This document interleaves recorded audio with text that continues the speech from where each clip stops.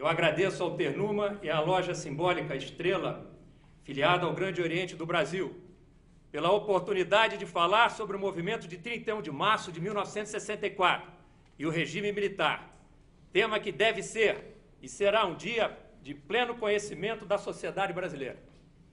Para tanto, devem ser abertos espaços para as distintas correntes de pensamento, pois só assim virá à tona algo que se aproxime da verdade histórica, impossível de acontecer a partir de versões unilaterais e facciosas, sem o embate do contraditório, logicamente, no campo das ideias.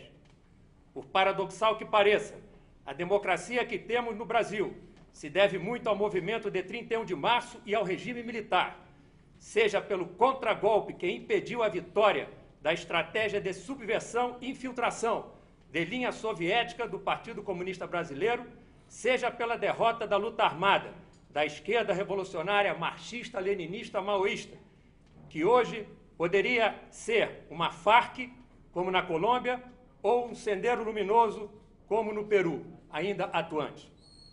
No entanto, essa democracia depende da vontade nacional e da pujança de nossas instituições para sobreviver, pois aquela esquerda radical ainda sonha em assenhorar-se do poder de forma totalitária. A estratégia nova é uma evolução da linha soviética de subversão e infiltração, agora com a utilização dos ensinamentos de Gramsci, cujo foco é a destruição da família, da história e dos heróis nacionais, do sentimento de pátria e dos valores morais, éticos e cristãos, que foram o maior obstáculo aos seus desígnios até os dias atuais e a causa principal de suas constantes derrotas. Pretende-se transformar a nação num organismo amorfo, com cidadãos temerosos de externar com franqueza suas opiniões, presos à ditadura do que é politicamente correto, na verdade, moralmente covarde, que será estipulado pelo poder, esse politicamente correto, e vigiado pelos organismos de controle social, previsto no Programa Nacional de Desenvolvimento número 3, para monitorar todas as instâncias da sociedade, a mídia, a educação, arte, justiça, legislativo, etc., hipertrofiando o poder executivo, com prejuízo do equilíbrio dos poderes, fator básico de sobrevivência da democracia. A Comissão Nacional da Verdade foi gestada nesse Programa Nacional de Direitos Humanos número 3. Senhores, eu sempre começo ou encerro minhas palestras com esse slide. O Exército é forte pelas virtudes de desprendimento, idealismo e solidariedade. É a trincheira onde os brasileiros se encontram, as pessoas se igualam, as raças se unem, os preconceitos se extinguem, os esforços se conjugam e as histórias se escrevem. O Exército é uma escola de cidadania, autor desconhecido. Alguém, às vezes, sempre me pergunta, mas por que o senhor, então, está na reserva? O senhor gosta tanto do Exército? Eu não estou na reserva por opção própria. Eu passei para a reserva porque não fui promovido, senão eu preferia estar na ativa. Mas eu não poderia estar falando aqui com os senhores, o que eu vou dizer. Então, eu tenho o Exército, meus senhores, como uma causa, uma das minhas razões de viver. E não é o fato de ter tirado a farda que me tirou essa causa, essa razão de viver. Eu tenho uma dívida porque enquanto eu ia progredindo na minha carreira a partir dos anos 1970, em 1970 eu sentei praça. Depois casando com a minha família, servindo em locais seguros. Tinham companheiros meus, não da minha antiguidade, mas antigos, que estavam colocando em risco suas vidas e a vida de suas famílias, passando noites na vigília, levando tiro, dando tiro, gente que passou mais de 6 meses lá no Araguaia. Enquanto isso, eu estava correndo minha vida profissional normal, com toda a segurança. Então, agora que eles estão prestes a sofrer uma injustiça, eu tenho obrigação moral, já que está sendo concedido a mim espaço, eu tenho obrigação moral de defendê-lo. Eu não sou, consequência dessa minha causa, hoje mesmo saiu num jornal no Rio de Janeiro, que eu sou da ultradireita, tá certo?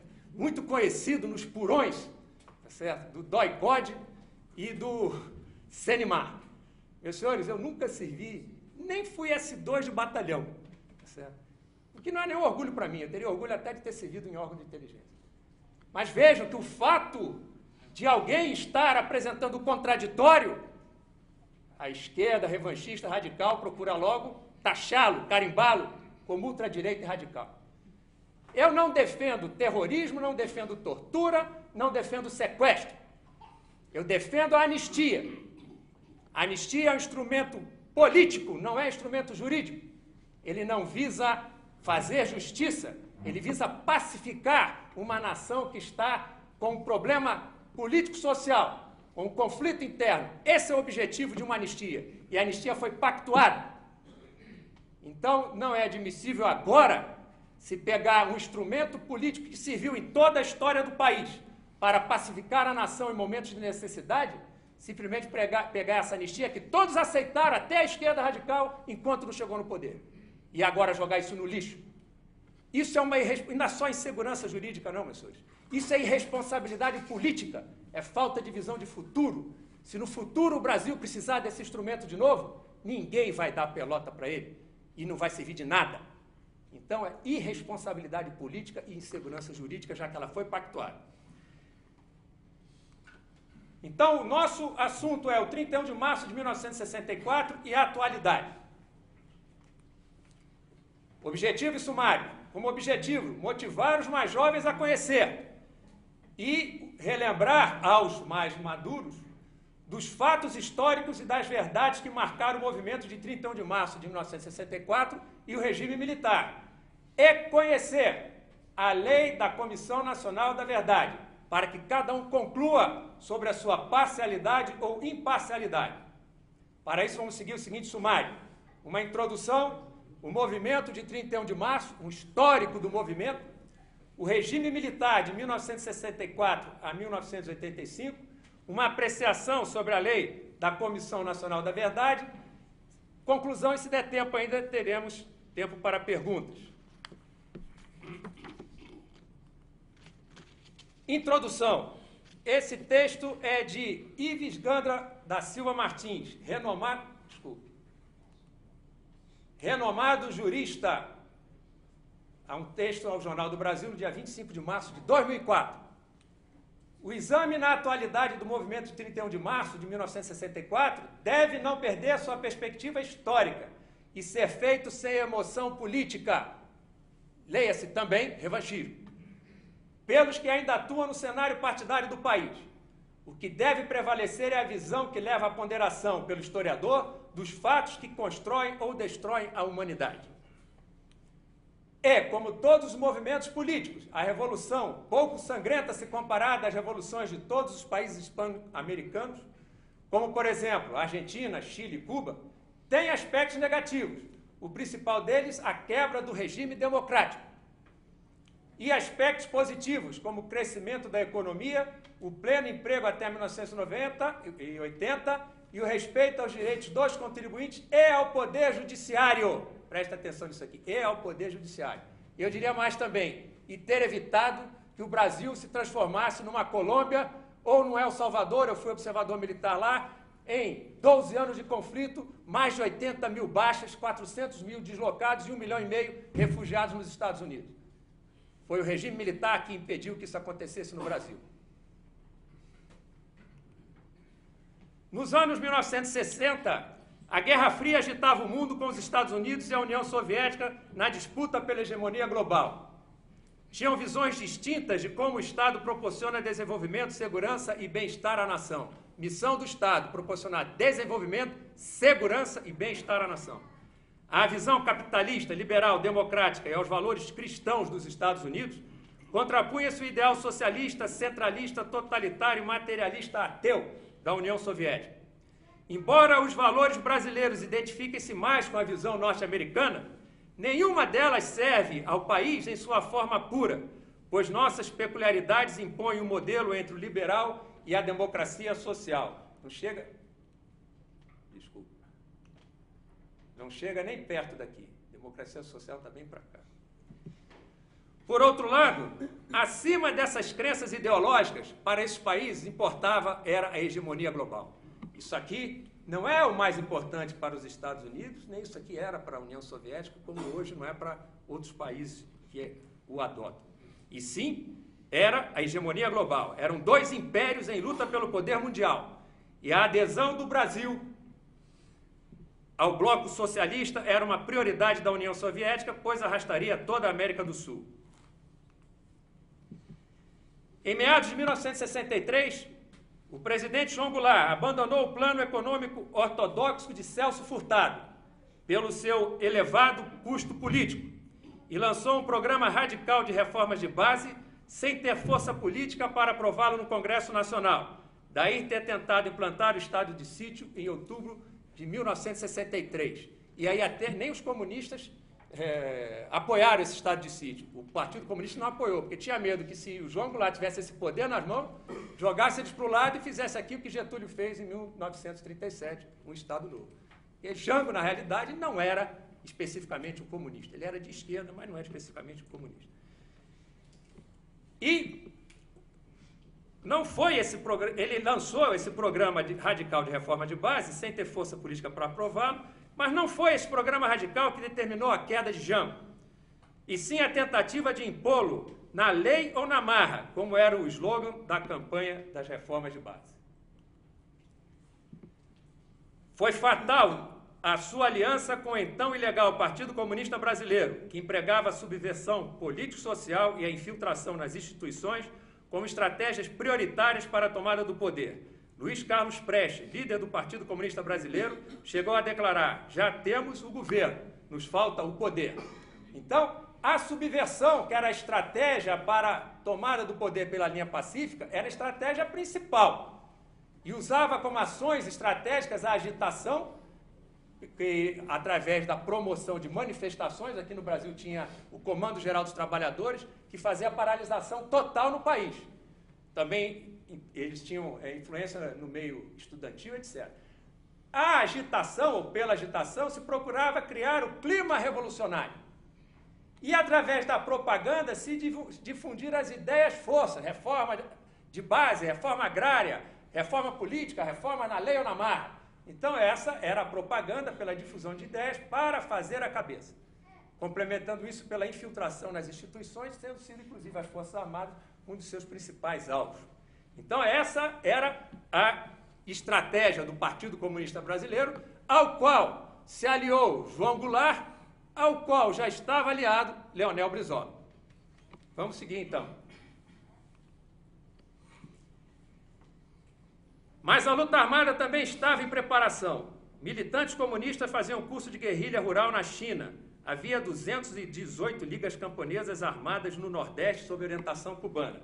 Então, aqui, o PCdoB mandou para a China comunista, se não me engano, em torno de 50 jovens, universitários normalmente, ou estudantes, e eles, quando voltaram, foram lançados no Araguaia, lá pelos idos de 1966, portanto, antes do AI-5. Então, não veio dizer que a luta armada aconteceu porque houve o AI-5, ela já estava em processo antes, de preparação, e os grupos mais radicais em execução, inclusive atentado no aeroporto de Guararapes, foi em 1966 também. No Nordeste, nós tínhamos as ligas camponesas que seguiam a orientação do Partido Comunista Cubano, aonde normalmente ia Francisco Julião, que tinha sido deputado federal e que era o líder das ligas camponesas. Veja aqui o programa Reforma Agrária na lei ou na marra. Então, esses são dois, mas não ficava só por aí a preparação da luta armada. Tinha o Grupo dos 11. Brizola mobilizava o Grupo dos 11, cujos estatutos preconizavam, olha o que está escrito aqui embaixo. Em centros urbanos, a tática será da guerra suja, com a utilização de escudos civis, principalmente mulheres e crianças. E no caso de insucesso do movimento, determinava o julgamento sumário dos oponentes, dizendo que os reféns deveriam ser sumária e imediatamente fuzilados. Esse era o embrião do Exército Popular de Libertação, que estava sendo organizado por Leonel Brizola. E aí vamos ver a subversão nas Forças Armadas. A subversão nas Forças Armadas teve 3 momentos decisivos.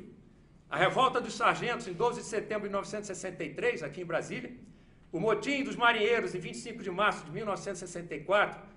Em ambos, Jango mandou libertar os presos sem punição nem julgamento, passando por cima dos ministros militares. O terceiro foi o jantar em apoio ao presidente oferecido pelos sargentos no Automóvel Clube do Rio de Janeiro, em 30 de março, onde, além dos discursos de graduado, Jango ameaçou os oficiais que se pronunciavam contra a indisciplina nos quartéis.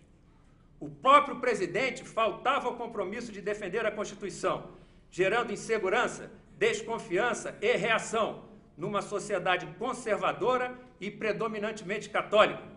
Dessa forma, afastou a classe média, a igreja, a imprensa, a maioria dos políticos e os militares até então legalistas, que se uniram para corrigir o rumo imposto ao país, mesmo com o rompimento da ordem constitucional. A nação era imatura para a plenitude democrática e as instituições nacionais eram fracas para impor o equilíbrio e a harmonia dos poderes diante de crises políticas agudas. E aí vamos falar um pouco sobre esses momentos. Rebelião dos sargentos em Brasília. Reação porque 2 sargentos tinham sido eleitos e não poderiam ser eleitos, com prejuízo da lei. A justiça não reconheceu a eleição, não deu posse a eles. Então, como pretexto, em Brasília, houve uma revolta dos sargentos. Eles chegaram a ocupar o Ministério da Marinha e o Ministério da Aeronáutica, foram cercados por tropas do Exército, aí foram presos, mas presos ali, levados presos, já saíram soltos e sem julgamento. Motim dos marinheiros, 25 de março de 1964, eu me lembro desse dia. Eu estava vindo com meus pais e meu irmão no Rio de Janeiro, e nós estávamos vindo de Niterói, da casa do meu avô. E aí, uma situação estranha no centro da cidade, tudo parado, passava ônibus. Chegamos em casa, ligamos a televisão e vimos esse quadro aí no Sindicato dos Metalúrgicos. Certo? Em 29 de março, aconteceu com eles a mesma coisa. Foram presos imediatamente e foram soltos. E em 29 de março exibiam faixas de solidariedade do CGT, Comando Geral dos Trabalhadores, e de outras entidades manipuladas pela subversão. Foram em passeata pela Avenida Presidente Vargas até a Candelária, carregando nos ombros o almirante do povo. Vejam, meus senhores. Eu vi na televisão. Certo? As coisas que eu conto aqui, eu não li e nem ouvi. Eu vi na televisão os marinheiros amotinados dentro do Sindicato dos Metalúrgicos.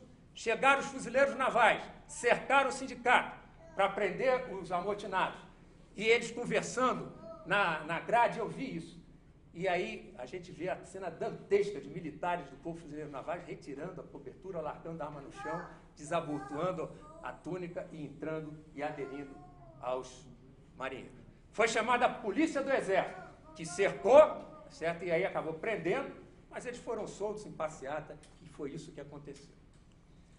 A reunião no Automóvel Clube, Jango apoiando-se no Partido Comunista e nos movimentos sindicais e estudantil, e no pretenso dispositivo militar, porque convenceram o Jango que existia um dispositivo militar no alto escalão do Exército, das Forças Armadas, que iriam conseguir, digamos assim, neutralizar qualquer reação que houvesse das Forças Armadas. Ele acreditou nisso.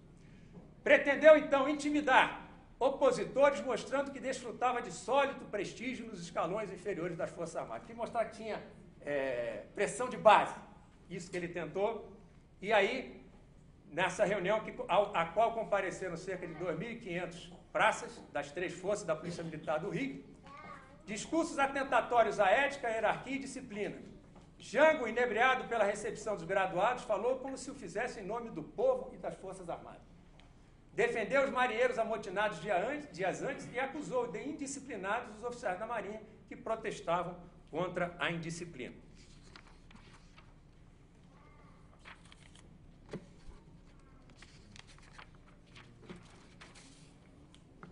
Foi o comício na Central do Brasil, de 13 de março, alguns dias antes, que marcou a escalada do golpe comum no sindicalista que ameaçou o Legislativo, ameaçou de dissolução do Legislativo e convocação de uma Constituinte para uma nova legislação.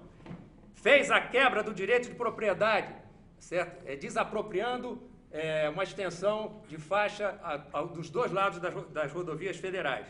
E intensificou a anarquia levada às ruas e aos quartéis para imobilizar as Forças Armadas pela quebra da hierarquia, disciplina e coesão. E foi também esse dia, 13 de março de 1964, por coincidência ou não, uma sexta-feira 13, que deu início à reação organizada das forças democráticas, porque até então essa reação era dispersa, não era organizada. Quer passar aí? Pode passar. Criança tem precedência. Se derrubar, a gente levanta. Prosseguindo. Aí uma panorâmica das manifestações, não especificamente essa do dia 13, eu me lembro que eu vi também na televisão essa do dia 13, e eles tinham lá uns cartazes, que eram uns gorilas fardados, de cap e tudo, e com uma corda no pescoço. Eu tinha 13 anos, certo? Meu pai sentado, meu pai é tenente-coronel do Exército, sentado no sofá atrás, nós assistindo, eu vendo aquele gorila com a corda no pescoço, eu falei, isso aí então, deve ser meu pai, vai ser enforcado. Então, por incrível que pareça, era isso que acontecia. Certo? A gente estava vivendo aquela situação. A gente não sabia qual ia ser o futuro. O nome de meu pai estava numa relação de militares que deveriam ser presos pelo golpe comunista. Interessante, o nome de vários militares. E o nome dele e de outros com asterisco. Os filhos deverão ser recolhidos ao educandário do Estado. Eu já estou me vendo com uma boininha, como fosse o martelo aqui, eu guri de 12 anos, certo? Cantando a Internacional. Era isso. Então, quando acontece do outro lado, tá certo, não ter conseguido triunfar, eu dou graças a Deus. E graças aos companheiros que impediram que o Brasil se transformasse em países como eu vi, em El Salvador, e como nós vemos na colônia. Prosseguindo. Esse é o slide 18. Vamos lá. O movimento civil-militar de 31 de março foi apoiado pela população, como mostram as gigantescas manifestações populares antes e depois daquela data. Senhores, os jornais O Globo, Jornal do Brasil, Correio da Manhã, Estado de São Paulo, Folha de São Paulo, atestam o rumo do golpe comunista então em andamento. Vamos ver as manchetes do dia 31 de março, manchetes, portanto, o jornal saindo de manhã, pouco antes do general Mourão Filho descer de Juiz de Fora. Dizia então o Estadão, em 31 de março de 64, abro aspas, se a rebelião dos sargentos da aeronáutica fora suficiente para anular praticamente a eficiência da arma, a subversão da ordem na Marinha assumia dimensões de um verdadeiro desastre nacional. Folha de São Paulo, 31 de março de 64. Deve-se reconhecer hoje que a Marinha como força organizada não existe mais. Vejam onde chegou o ponto da subversão. Então, aqueles que ficam dizendo que não houve, foi um golpe, porque quebraram a ordem constitucional já estava quebrada.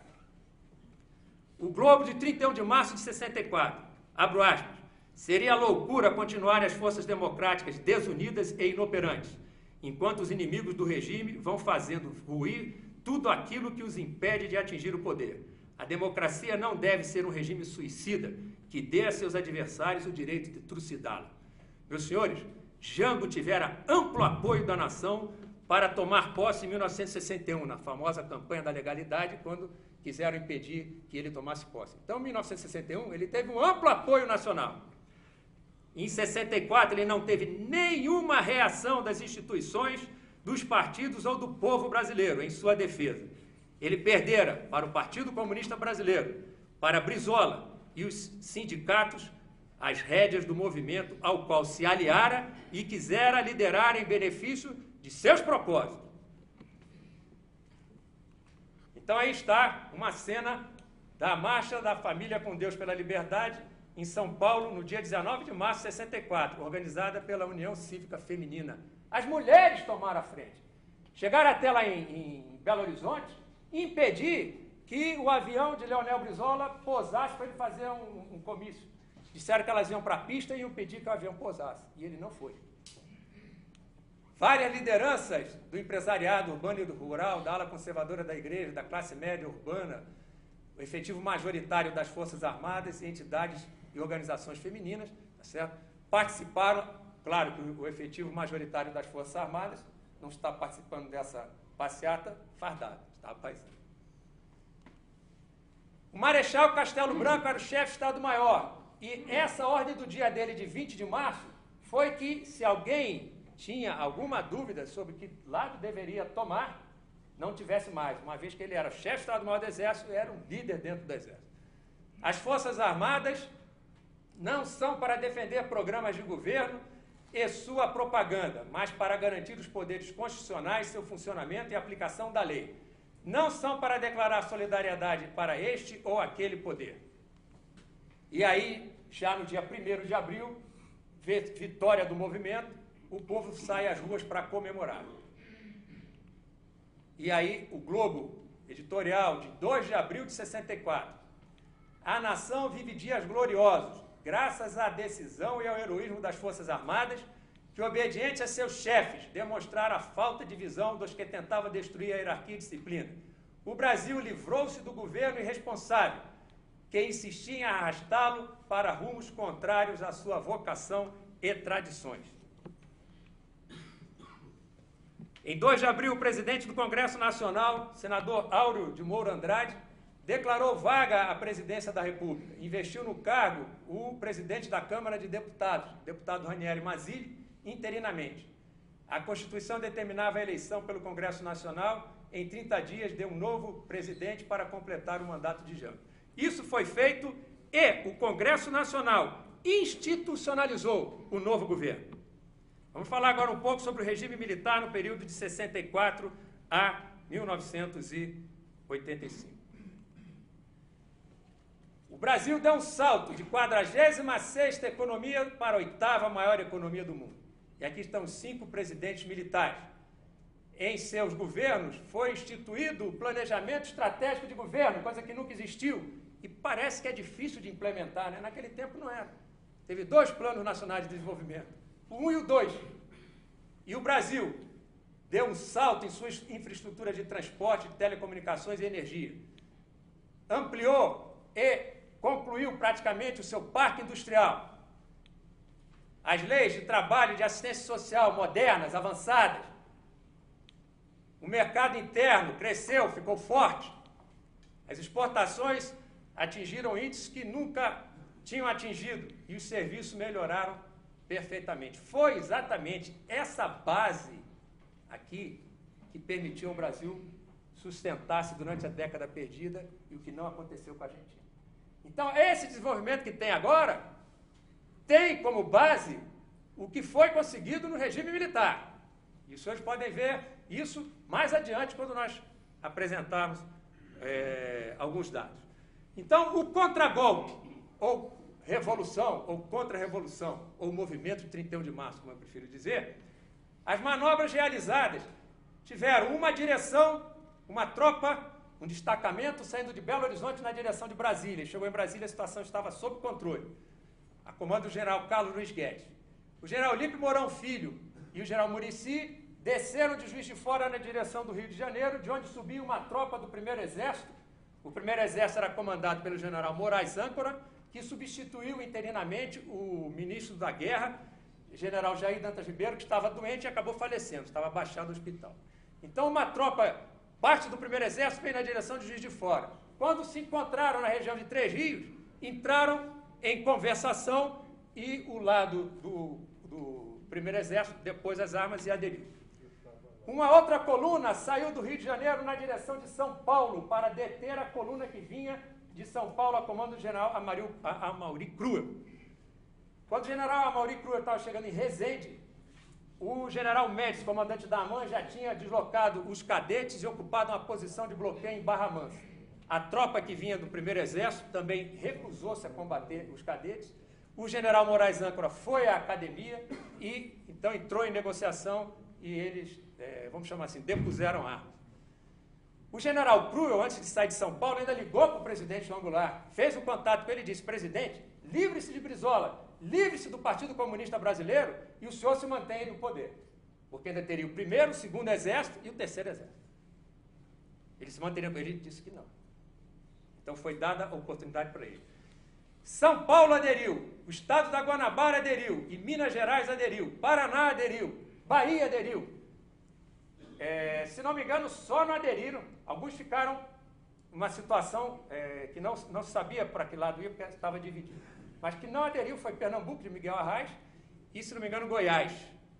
Goiás, eu não me lembro quem era o governador. Não era Mauro Andrade, não. Esse era senador. Mauro Borges. Isso aí.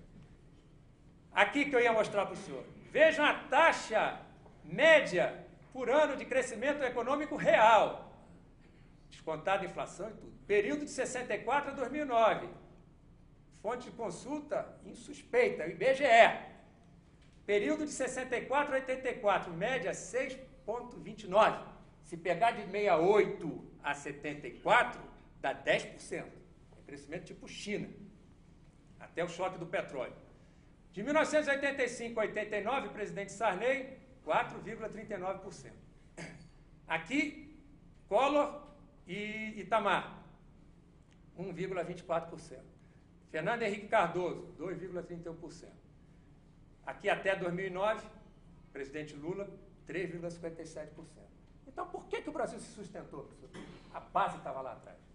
Foi aquela base que está aí. Ah, porque a indústria não está sendo utilizada em toda a sua capacidade.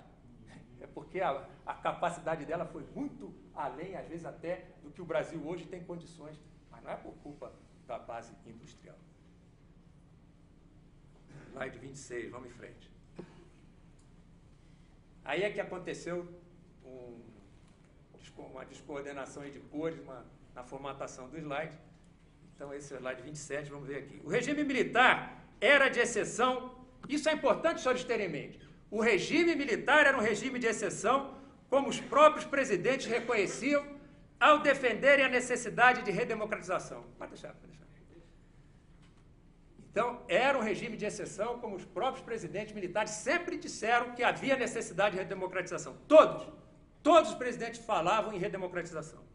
Era autoritário, sim, ao limitar as liberdades individuais, a liberdade política e de imprensa, mas não totalitário, que elimina a liberdade e a oposição, às vezes até fisicamente, cala a imprensa e impõe um pensamento único. Nós tínhamos um partido de oposição, o MDB, com espaços na mídia e disputando eleições livres.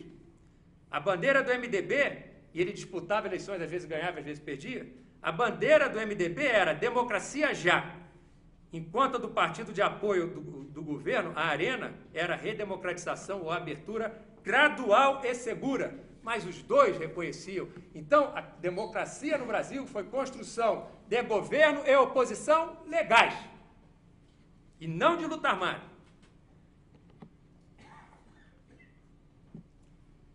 Havia músicas de protesto, festivais da canção, grupos e peças teatrais e periódicos, o Pasquim, meus senhores, o Pasquim é daquela época, que criticavam o regime. Livrarias vendiam obras de linha marxista-leninista, de Lenin, Trotsky. Havia, sim, uma ordem constitucional. E isso aqui eu já falei lá no início, como diz Ives Gandra. Como todos os movimentos políticos, a Revolução tem aspectos negativos. O principal dele, a quebra do regime democrático. E aspectos positivos, como o crescimento da economia e o pleno emprego, até 1980. E o respeito ao direito dos contribuintes e ao poder judiciário. Meus senhores, estas liberdades que tinham no regime autoritário e que era reconhecido pelos governantes e que tinham como objetivo a redemocratização, essas liberdades são impensáveis em regimes totalitários como o cubano, o chinês e o soviético, matrizes orientadoras da esquerda revolucionária armada brasileira.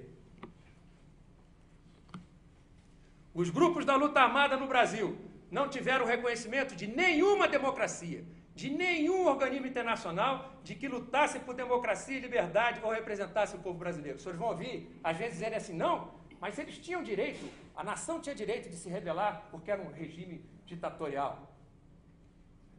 Mas se fosse, esses grupos que se constituíram teriam reconhecimento, pelo menos, uma democracia. Quem é que os apoiava?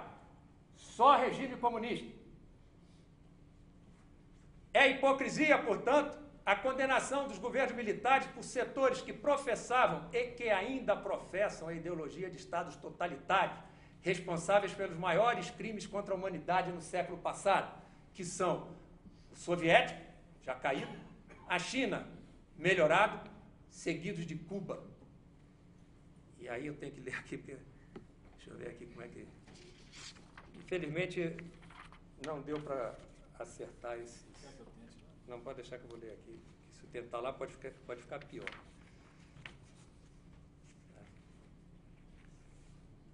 Tais liberdades são impensáveis em regimes totalitários como o cubano, o soviético, o chinês, matrizes da luta armada brasileira. Só para os senhores terem uma ideia da guerra revolucionária, como é que ela se organizava. O regime militar foi de abril de 64 a março de 85.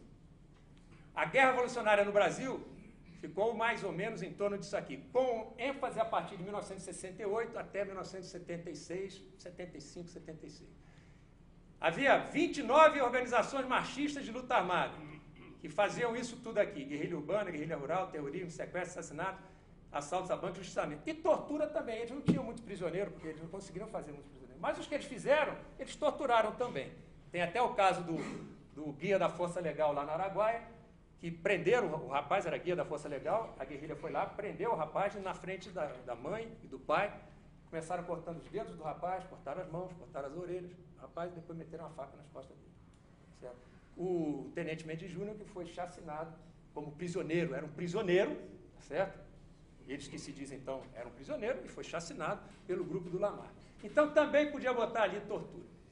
Quem é que os apoiava? China e União Soviética. Aí fala assim, não, mas peraí, União Soviética não se engajava em luta armada, eles eram da via pacífica, eles não se engajavam como estratégia prioritária. Mas os senhores pensam que o dinheiro que Cuba mandava vinha de onde? Da cana-de-açúcar de Cuba? Era a União Soviética patrocinando a luta armada.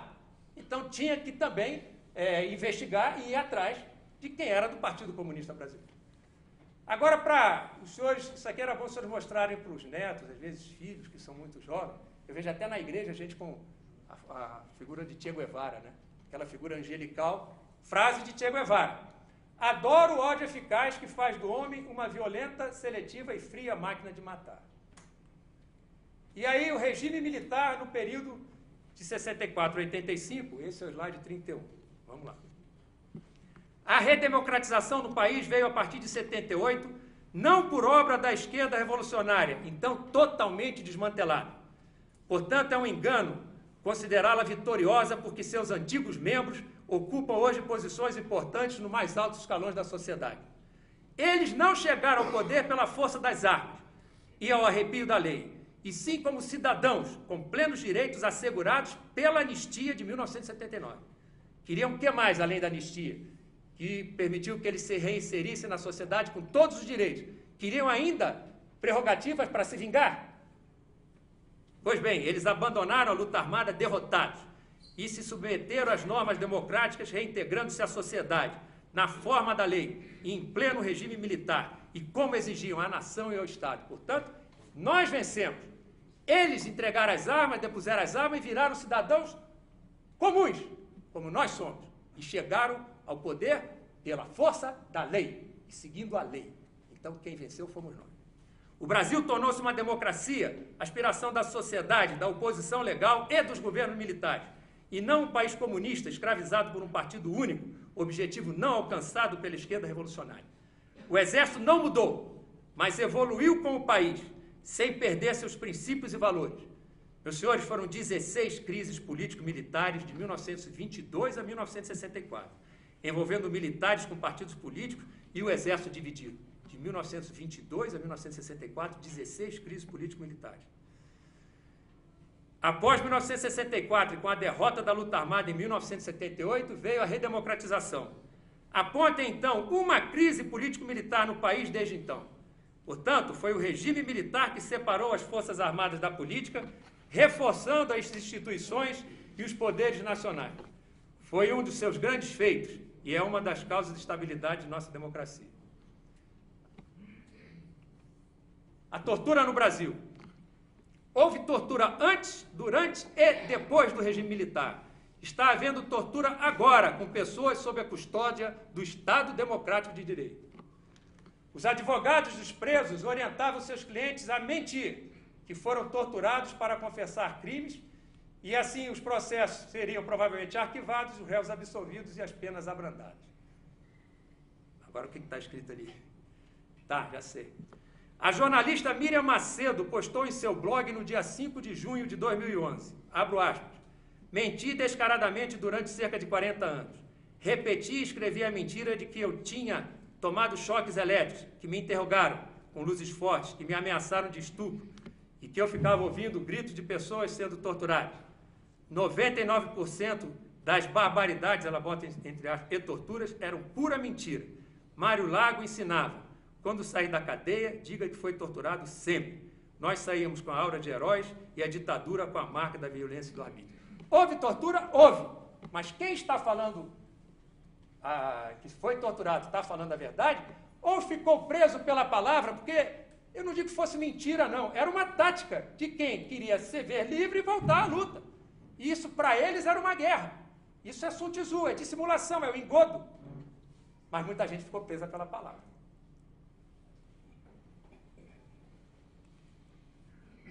Antes de 1995, quando saiu o Bolsa Ditadura, que é a indenização daqueles que se julgaram prejudicados pelo regime militar, foram apontados 1.918 casos no livro Brasil Nunca Mais, de 1985, livro esse da Arquidiocese de São Paulo. Este número saltou, está em amarelo, este número saltou coincidentemente após o Bolsa Ditadura para 20 mil, já no livro de Chiavenato, Golpe de 64 e Ditadura Militar, que é um livro de 1997. Então, o levantamento anterior, 1918. Depois saiu o Bolsa Ditadura, salta para 20 mil. Coincidência, né? Não estou dizendo que não possa ter tido muita gente. Eu não sei.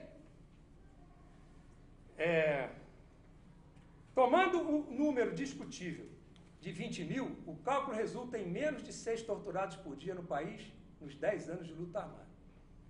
Alguém duvida que hoje, muito mais cidadãos sob a custódia do Estado estejam sendo torturados hoje, no dia de hoje? Mas estes, no dia de hoje, não têm a solidariedade da esquerda radical, hipócrita e revanchista, pois não defendem ideias revolucionárias, não são da classe média intelectualizada e nunca serão indenizados.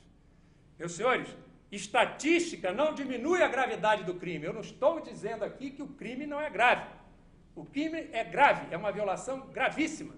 Estatística não diminui a gravidade do crime, mas a estatística desmistifica uma imagem que se faz do regime militar como um regime torturador. Porque não se torturou mais do que se tortura agora, no momento. Para finalizar, uma apreciação da lei da Comissão Nacional da Verdade. O objetivo da lei é promover o esclarecimento de torturas, mortes, desaparecimentos forçados e ocultação de cadáveres. Meus senhores, por que não também promover o esclarecimento de atentados terroristas, de sequestros de pessoas e de aviões, e de justiçamentos, que é o assassinato dos seus próprios companheiros que queriam abandonar a luta armada? Meus senhores, se isso não está como objeto da lei, será que vai ser investigado? Tiraram ou não colocaram como objeto da lei. E não venho dizer que todos os que atuaram na luta armada são conhecidos ou foram presos. Muitos nunca foram presos. Outros foram presos e foram libertados sem cumprir pena porque tinha gente sequestrada e que dependia da libertação deles. E outros não cumpriram a pena inteira ou não cumpriram pena por outros crimes que cometeram. Então, ainda tem um detalhe: se a intenção é revelar a verdade, a comissão deverá apresentar também não apenas aqueles que executaram, que esses muitos são conhecidos, mas e aqueles que planejaram assassinatos, sequestros e atentados? E quem atuou na logística e em outros apoios? Bem como os participantes, não da execução do justiçamento, sim do tribunal que condenava à morte. Todos devem ser expostos à nação como serão os ex-agentes do Estado. Se a Comissão da Verdade quer ser equilibrada, todos têm que ser expostos à nação. Outro objetivo, ou que consta na lei também, é que as atividades da comissão não terão caráter jurisdicional e persecutório. Ora, mas várias autoridades e vários setores, segmentos nacionais e internacionais querem a comissão para punir somente os agentes do Estado. É isso? Um ministro do STF disse que as vítimas dos agentes do Estado, à revelia da lei de anistia, podem mover ações civis indenizatórias contra esses agentes do Estado. Então, aquele agente do Estado que for à Comissão da Verdade vai estar produzindo provas contra ele próprio. É a insegurança jurídica decretada. O revanchismo investe num relatório maniqueísta ao final da Comissão da Verdade, num STF renovado e na contínua pressão interna e internacional em reforço da campanha de revisão da lei de anistia. O outro objetivo da lei é a reconstrução da história dos casos de graves violações de direitos humanos para prestar assistência às vítimas de tais violações. Isso obriga, meus senhores, a investigar e esclarecer também os crimes da luta armada. Porque as vítimas desses crimes da luta armada precisarão conhecer os responsáveis por suas sequelas, para mover-lhes também ações civis indenizatórias à revelia da anistia, conforme o parecer do ministro do STF. Se serve para um, tem que servir para outro. E o artigo 4º, inciso 3º da lei da Comissão da Verdade, fala o seguinte: A comissão poderá convocar para entrevistas ou testemunhas pessoas que possam guardar qualquer relação com os fatos e circunstâncias examinados. Eis um dilema, meus senhores. A Comissão da Verdade vem mais de 30 anos após os fatos, quando ex-militantes da luta armada estão em posições de importância no cenário nacional. E se uma autoridade atual tiver participado direta ou indiretamente de um crime que tenha deixado vítima? O funcionamento da lei será na Casa Civil. A Casa Civil é uma instância do Poder Executivo, deveria estar no Poder Legislativo, porque o Poder Executivo é um poder que, embora majoritário, serve uma linha político-ideológica partidária, enquanto que o Legislativo é a Casa da Nação. Todas as linhas partidárias, político-ideológicas estão representadas no Legislativo, portanto, ele é mais isento do que o Executivo. Para ter autonomia, não deveria estar no Executivo. Não deverão entregá-lo a pessoas que não tenham condições de atuar com imparcialidade. É possível, num tema carregado de ideologia, alguém ser imparcial? É impossível. Portanto, aqueles que fossem designados, e quem vai designar é o presidente da República, deveriam passar, assim como são os juízes do STF, pelo crivo do Legislativo. Uma comissão do Legislativo queria aprovar ou não. E, na verdade, meus senhores, não há possibilidade de ser imparcial. Então, essa comissão deveria ser, em igual efetivo, 3 representantes de um lado e 3 do outro. Porque o que foi ressuscitado foi um conflito. E um conflito é de 2 partes. Então, as 2 partes têm que estar representadas. Senão, o que vai acontecer é uma investigação unilateral e, de um lado só, não sai verdade. Sai, na realidade, a omissão da verdade, ou a versão e não a verdade. O Congresso Nacional não corrigiu as distorções do projeto de lei. Passou a galope pelo Congresso, tinham pressa. Houve assodamento na sua aprovação, o que compromete o funcionamento autônomo e justifica as dúvidas dos cidadãos quanto à imparcialidade da comissão. E aqui o que diz Daniel Arão Reis, ex-MR8, estou terminando, hoje professor de História Contemporânea da Universidade Federal Fluminense. As ações armadas da esquerda brasileira não devem ser mitificadas, nem para um lado nem para o outro. Eu não compartilho da lenda de que, no final dos anos 60 e início dos anos 70, inclusive ele, né, fomos o braço armado de uma resistência democrática. Eles cansam de se chamar de resistência democrática. Um deles disse que não foram. Acho isso um mito surgido durante a campanha da anistia. Ao longo do processo de radicalização, o projeto... eu teria que ver aqui, peraí. Campanha de radicalização... O projeto das organizações de esquerda que defendiam a luta armada era revolucionário, ofensivo e ditatorial. Pretendia-se implantar uma ditadura revolucionária. Não existe um só documento dessas organizações em que elas se apresentem como instrumentos de resistência democrática. Globo, 23 de setembro de 2001. Já falei isso há muito tempo, mas tem gente que continua insistindo. A revolução, como meu pai dizia, foi a revolução para acabar com as revoluções no Brasil. Foi uma reação ao golpe da esquerda comunista aliada ao governo de Jango. A luta armada, de 1968 a 78, dificultou e atrasou a redemocratização, que era o objetivo dos governos militares. A esquerda não teve o apoio da sociedade. Por isso, em 9 anos, ela foi derrotada. Não se derrota uma luta armada em pouco tempo. Você tem que matar, tá certo? Ou neutralizar, ou acabar com o germe, porque senão ele frutifica de novo. Consolidou as instituições e a democracia.